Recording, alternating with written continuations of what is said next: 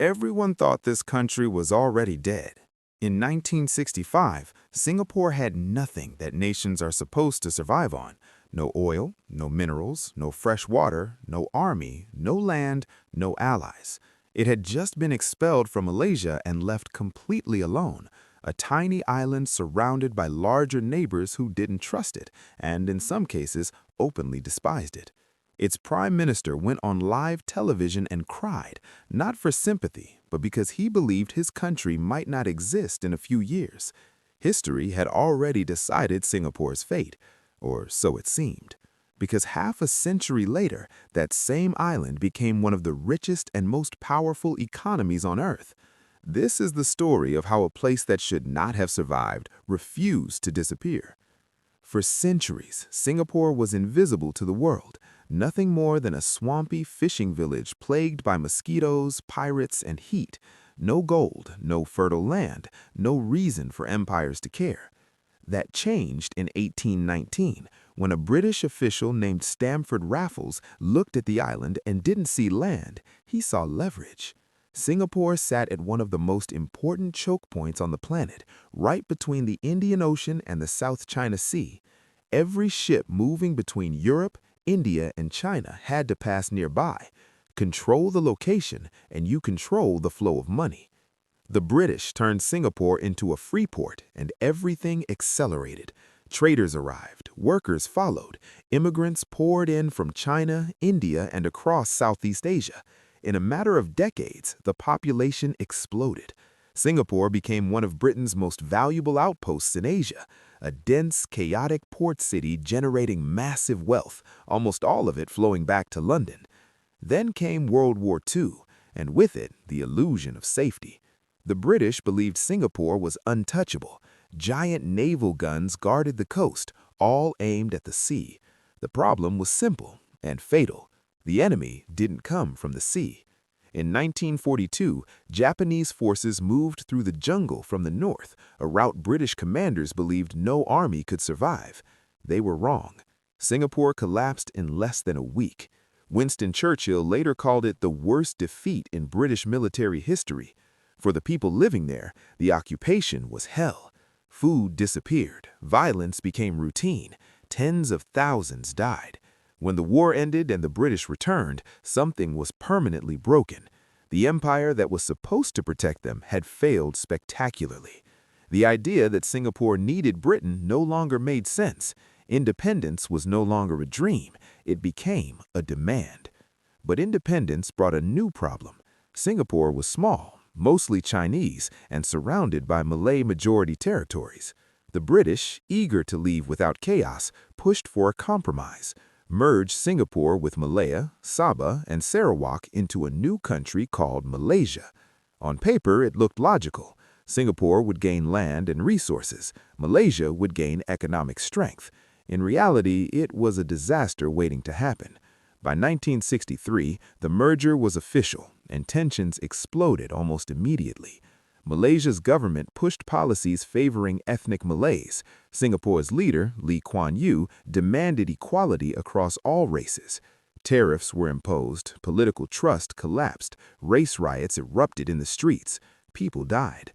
The situation spiraled out of control until Malaysia made a decision no one expected.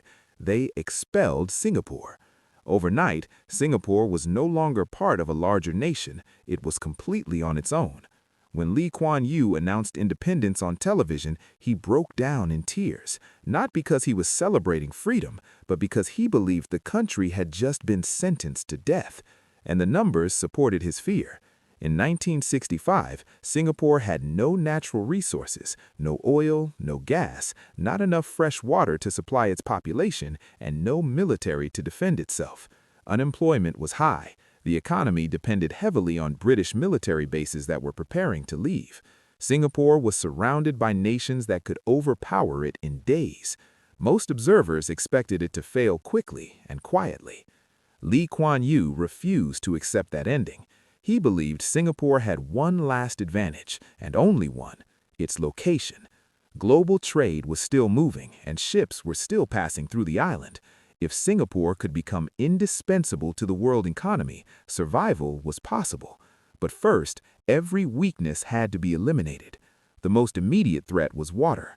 Singapore relied on Malaysia for its water supply, a dependency that could destroy the country with a single political decision. Lee ordered the island to move toward total water security. Reservoirs were built across the country. Rainwater was captured from rooftops. Long-term investment began in desalination and water recycling. Water would never again be used as a weapon against Singapore. Next came the economy. While other developing nations closed their borders and tried to protect weak industries, Singapore did the opposite. Lee opened the doors completely. Corruption was crushed without mercy. Laws were enforced strictly. Bureaucracy was streamlined. Taxes were kept low. Foreign companies were invited in, and they came in waves. Factories rose, jobs multiplied, money flowed. Singapore positioned itself as the most reliable place to do business in Asia. Housing was another ticking bomb. Much of the population lived in overcrowded, dangerous slums, conditions that could easily fuel unrest. The government responded with one of the most aggressive public housing programs in history. Entire neighborhoods were rebuilt. Apartments were sold, not given away, using forced savings. People didn't just live in Singapore anymore. They owned a piece of it. Ownership created stability, loyalty, and control. Education became the next weapon. Singapore had no resources underground, so its people had to become the resource. Schools were built rapidly. English became the main language of instruction, neutral between ethnic groups and essential for global business. A generation grew up fluent, disciplined, and globally competitive. Finally, there was defense. In 1965, Singapore had no military. Lee introduced mandatory service for all able-bodied men and invested heavily in modern weapons and training. The goal was simple: make Singapore too painful to attack, small but lethal. And against all expectations, it worked. By the 1970s, Singapore's economy was growing at extraordinary speed. By the 1990s, its GDP per capita surpassed Britain's, the empire that once ruled it. Slums vanished, crime collapsed, infrastructure became world-class. A country that was supposed to fail became an economic weapon. This success came at a cost. Laws were strict, media was controlled, political opposition was limited. Western critics called Singapore authoritarian. Lee Kuan Yew's response was cold and direct. Look at the outcome: order, safety, wealth. Whether his methods were right or wrong is still debated, but the results are not. When Lee Kuan Yew died in 2015, the country stopped.